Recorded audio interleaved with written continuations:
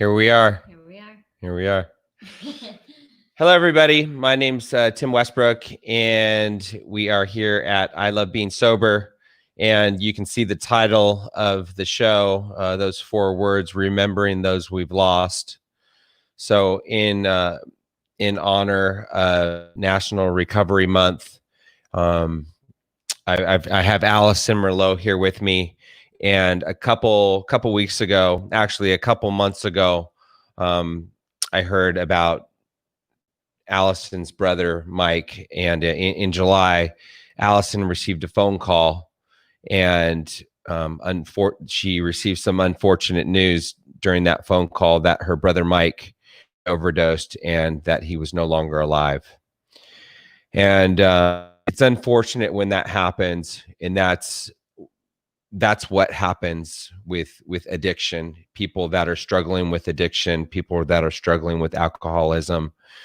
Unfortunately, I've seen many people not make it. And so I brought Allison on the show today to talk a little bit about her brother Mike, and to talk a little bit about him and his pay tribute to him, and then also talk about the Mike Merlot Back Recovery Scholarship that has been created in his memory. So, Allison, welcome. Yeah, thank you. Thank you so much for having me here this evening. Yeah, so that's right. I got a call in July from my parents and my brother in New York of the news of my brother Mike passing um, of an overdose. And yeah, so I'm here this evening. I feel in my heart to do. I'm hiking the Grand Canyon in this Saturday, rim to rim, so 47 miles, and I wanted to do it in honor of my brother, and I wanted to do it to help raise funds to help others dealing with substance abuse and addiction, and help them along their journey to recovery. And I thought of Tim of Camelback Recovery here in Arizona. He has 4 or 5 homes where people um, finish their journey sobriety and get their back under them and recover. And so if this can someone's life, then it's going to be worth it. So that's what I'm here tonight to talk about my brother and talk about the fun that will be his name, and um, be able to relay a good message to tonight. Yeah. Well, thanks so much for being here, and thanks for being willing to share, because there are a lot of people out there that have loved ones that are struggling with addiction. A lot of them don't to do, and they want to help, and I know you helped as you possibly could, and you cared as you possibly could, but it's still, he was on his journey, and his journey led him to an overdose and no longer being alive, and that's unfortunate. Let's first, because this is a tribute to Mike. Let's talk about him. Let's talk about your life with him as his sister. Sure. So growing up, Mike was always an entertainer. He was from a young age. He would have myself and my other brother, who's also younger than me, dress up in costumes. And Mike always wanted to be either an actor, producer, director, but he would basically produce the show, film it, have us do things. He'd dress me up in random crazy stuff. He was always truly the just the life of the party. One of my favorite memories, and I kind of forgot about it until his passing, and people reaching out from my past and had remembered from grade school.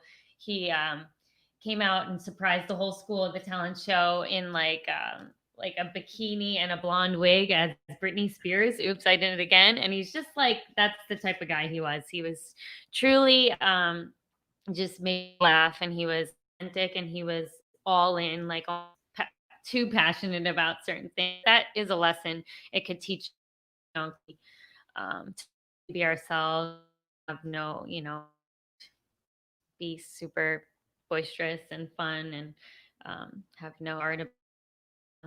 to make people laugh and happy. So he was just like one of those people who you realize was suffering because they were always pretty entertaining, happy, and the life of the party, like I said. So he was fun growing up with as a brother, but also not, because he knew he had such a great sense of humor. The best ways to make embarrassed or to like, yeah, just make, yeah, a lot. But so he was definitely a fun brother. Yeah. And so what age did things take a turn? Oh, he was probably I think it was even before high school. I remember like the first night, it was like a weeknight and he had to get his stomach pumped, and it was like he drank a lot or wherever they were, his friends. And I remember like just the eruption that was of my parents in the home, just like that. Um, Really scared myself and probably my younger brother as well as to like what happened and the severity of it, because it was a pretty scary thing. And then so I remember it from a young age, too young to like remember to understand it until he just continued to spiral and struggle with it for the latter part of his life, which was kind of um, it weighed on our family a lot for sure. Did you ever think this was going to happen? No, I didn't, because we don't just naturally think of the worst case scenario. But also, I do have to say, when I got that call and before I got the news, I knew, because it was like always like the end of the string, end of the string. When is it gonna take the turn? So, not that I thought like, oh, it'll never happen. I think you just kind of put the blinders up to that. But yeah, definitely had that intuitive thought of this is what happened before I knew exactly what happened. Right. It's unfortunate. So it wasn't a total surprise. And by the way, so the purpose of this interview is to to share her message and to help somebody else out there that has a loved one that may be struggling with addiction. So for Allison to share her message. Also, we've created the Camelback Recovery Mike Merlot, or the Mike Merlot Scholarship, which the purpose of the scholarship is to fund people that are struggling, that don't have the resources for the services at Camelback Recovery. So you can see in the comment section below, that's the purpose of her Rim to Rim to Rim, 19,000 feet of climbing, 46 miles, is to fundraise for that fund to help another alcoholic or drug addict that needs help. So remembering those we've lost, this is in Mike Merlot's memory. So I just want to I want to throw that out there as we continue to talk today. Any amount, $1, $5, $10, $10, $100, $1,000, whatever you have that you're willing and able to contribute to the scholarship is going to help somebody else out there that's in need. So Could save a life. So for sure. Yeah, it's helping people get on that path to recovery is the goal. And people out there need help, especially right now. We're in the middle of the pandemic, with the isolation and the social distancing, mental illnesses, addiction, alcoholism is all they're rampant right now, and there are so many people out there that need help. So whatever you can do to help would be very much appreciated by so many people out there. So what's your what advice do you like? What did you do? How did you deal with it? How did you cope? How did you deal with Mike when he was deep in the throes of addiction? Like, what did you do? Yeah. So what did I do? Well, when I was younger, I didn't really know what to do. I kind of maybe overlooked it and kind of just supported my parents. I know that they did everything and more to help him, and maybe too much in a way, because they loved him so much.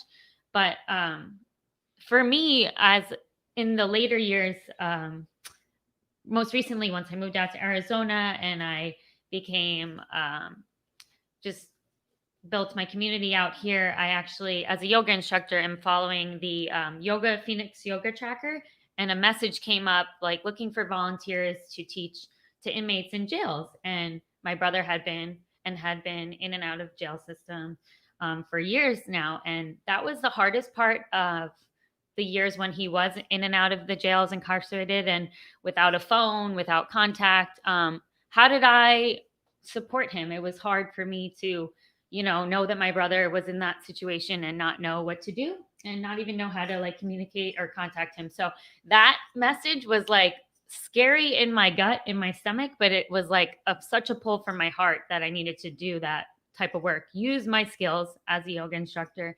to go into the jails and communicate to other incarcerated men and women. And hopefully that was my way of giving back, not only to that population, but kind of communicating to Mike through other people and helping me understand his situation. And it was just something that I knew I needed to do. And it was like I said, a pull from my heart, and an act of courage, because it was probably the scariest thing I've been through, of just putting myself out there. Stepping into the jail is such an uncertain place for me, out of my comfort zone. Being that I work with kids with special needs, and then going into the jails and working with that population. So just totally out of my scope of expertise in any way. So basically, yeah. So leading up into the most recent years, that was my way of feeling that I could do something without having contact with him. And I can look at it. I was talking to Tim earlier, one of two ways, and kind of this is the message I want to portray to you guys here tonight. Looking back at his most later years, I wasn't in much contact with him, and I do, not to say that I haven't felt like the guilt and regret for not being in contact, but I can also look at it with the gratitude of having the willingness to step out of my comfort zone, like I said, and enter the jails. And it's been 4 years we've been teaching to men and women incarcerated. Most recently was a cohort of substance abuse related. And so that really hit home for me. And so my message is that, when you follow your heart, something much bigger than yourself comes out of it. And, if I didn't listen to my heart and I just was scared and closed off, I wouldn't have felt that gratification from the work that I do there. So for sure, it's been a hard journey growing up, and then leading into, finding my purpose and what I can give back has helped me definitely, for sure, to connect in that way and to heal. But yeah, so there's no clear-cut answer, but just kind of do what you can with what you have where you are. And I just felt like the need was there to do that. And that was my most recent way of being able to be close to him. And I plan to continue to do so, but COVID has kept us from being in the jails. But yeah. I think you touched on something, or what I'm thinking as I'm hearing you talk is you were taking action, although you couldn't directly help Mike. The way that you were supporting him was by being of service, which in turn, being of service to the jails helped you. Right. No, and so how, and so now that he has passed, do you feel like you did everything that you could? I mean, no, of course not. Which is hard, to be hard on yourself in that way. But yeah, we're going to feel like that. When you lose someone, you're going to feel like you haven't done enough, because they're obviously not here. So yeah. I guess maybe I can rephrase the question. It's not, do you feel like you could have done more? It's, do you feel Do you feel good about the efforts that you made? Yeah, of course. I do. I really do. And even before the loss of my brother, I feel good about, just being able to know when to give back and have that feeling and act on it, So it's not to go unnoticed. And I think it's impactful in more ways than one. So for sure. Yeah. So Allison called me and she said, "Hey, I'd like to I'm hiking rim to rim to rim, and I want there to be a purpose of my hiking rim to rim to rim, and I'd like to fundraise for Camelback Recovery." And I said, "Well, Camelback Recovery is not a nonprofit. So, however, setting up a scholarship fund, which is a 501c3 nonprofit, and the sole purpose of the nonprofit is to fund people that don't have the resources for Camelback Recovery, for the services of Camelback Recovery." So that was kind of, I'd already been thinking about it, because there's so many people out there that need help that just don't have the resources. And a lot of times we'll give them scholarships, but Camelback Recovery pays for the scholarships out of our pocket, which we can only do so much. So this is going to allow us to hand out more scholarships and help more people. So Allison, from your perspective, what's the goal and what's the purpose of the scholarship fund? Yeah, well, the ultimate goal is, if it could save one life, many lives, that's the purpose and the goal. To be able to have someone go through the healing process of recovery and sobriety, and connect to source, connect back to themselves. That's the purpose of this all. Yeah. It's the main goal. Yeah. And to your point, if we help one person today, if one person out there hears something that is going to help them, then this was worth it. And by the way, this is live.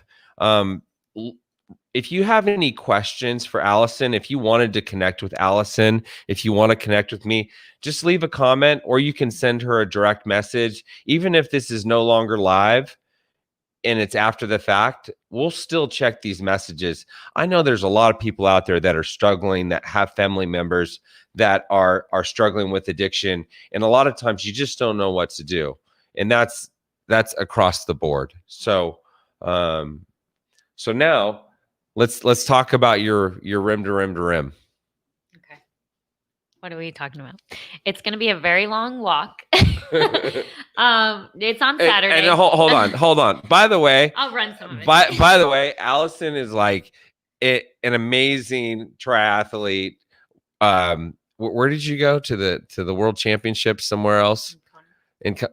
She went to Kona. She's like amazing. So rim to rim to rim is going to be no problem for her, but regardless, it's still a big deal. So let's tell everybody about rim to rim to rim. Yeah. So the Grand Canyon, starting from South 𝐃𝐨𝐵𝐵 trailhead, you hike down and then you hike across in the middle of the day, and then you hike back up the North Rim, and then down the North Rim, back across, and then up. So it's about 46 miles, almost 20,000 feet of elevation gain, and just doing it to finish it, not racing, not going too fast, just trying to enjoy it. And I'll be with a couple friends, so I'll be safe. Yeah, so it's going to be just an adventure, and hopefully I like to do these big things with a purpose. So this is a huge one, hits close to home, hits really recent to home. And yeah, it'll be an emotional and physically and mentally and emotionally challenging feat next Saturday, September 19th. So what time are you going to start? I mean, 4 a.m. I think, but I think we're going to get to the trailhead probably 4:30. So okay, so you're going to start it, and how long do you think it's going to take you? Hopefully under 16 hours. So just, if I think about it in my head, like we're just gonna walk all day. Well, some running, but we're just gonna be all day walking, moving forward. So yeah, it'll be quite the adventure. Wow. Okay, so that's going to be awesome. And when she first called me, I was thinking, yeah, I want to go. I can't go. I'm not up for it. Not at this very moment in time. So if you'd like to, please donate to the cause. In the comments section, there's a PayPal link. Any amount that you're willing, that you're able to contribute, $1, $5, $100, $1,000, $5,000. Every single dollar that you contribute is going to help somebody out there that's in need. And so thanks everybody so much. Allison, it was really, really good having you here. Is there anything else that you want to say before we tune out? No, just thank you so much, Tim, for this opportunity. And as Tim was saying, I just made a phone call to him and thinking, oh, I'm doing Rim to Rim. I want to just do a fundraiser for Camelback Recovery. Maybe we'll raise a couple $1,000s or something and just help with whatever the fees he has for Camelback Recovery. And when you do something, I haven't spoke to Tim in probably a year, and it was just like out of the blue that I would message him. So it was something that, again, a pull from my heart. I need to reach out to somebody who's doing work in this community and for people that are struggling like my brother had been. And I reached out, and something bigger and much better and much more impactful came of it. So my message again would be to follow your heart, open-hearted, just lead your life like that, because we do need to connect, and that helps us connect with others, and ultimately that helps us heal and recover, whether or not it's from substance abuse or not. So just lead with your heart and be vulnerable and courageous, and just listen to your heart. Yeah. As corny as that is. No, true. Listen to your heart. So thanks so much. All right. Bye, everybody. Have a good evening.